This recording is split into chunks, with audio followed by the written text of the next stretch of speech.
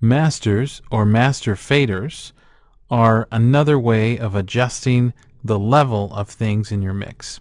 Now, masters or master faders work a little different than auxiliaries, and they look a little different as well. So I've cheated a little bit. I have had a master here the whole time. It was hidden, as you can see right here. So if I pull that up, there it pops up, and we can see I've had it up here because I've needed to turn this down so that I could keep all the faders at unity or 0 while we were working on stuff without it being too loud. So that's why I have to use it in this circumstance to be kind of a volume control so I can keep things consistent. But now that we can bring it in here, I'm going to explain it a little bit. So this master is called Master 1, and it's the default master when you add a master fader. We're going to go ahead real quick and we'll delete it and add it again, and you can see how it will automatically, there we go, stereo master fader, and there it is, and it automatically selects analog 1 and 2. And that's because analog 1 and 2 is our default output. And so what this really is doing is it's not giving us an option for any sends, but it is giving us an option for an insert. But what it's doing is it's putting a fader and an insert in the path of our signal that's already going out analog 1 and 2. So in that signal path between where all these tracks go out to analog 1 and 2, and before we actually physically leave the Pro Tools and go to output analog 1 and 2, we're going to insert this fader in the path along with our inserts here.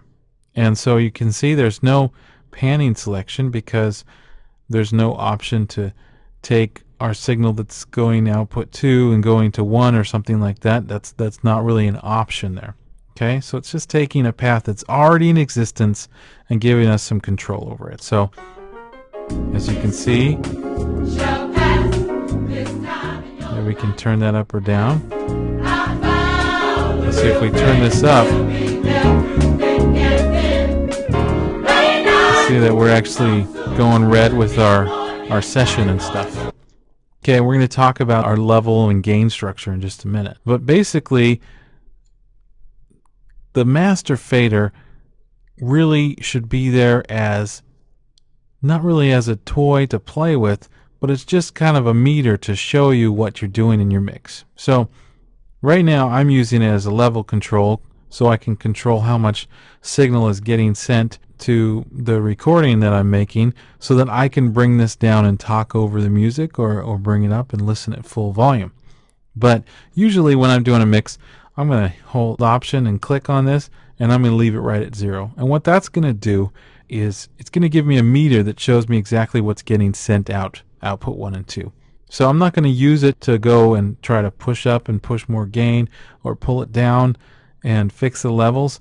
I'm going to just use it as a meter to see what's happening. And if this is going red, what am I going to do? I'm not going to grab this and pull it down. I'm going to go over here and I'm going to pull down faders on individual tracks over here.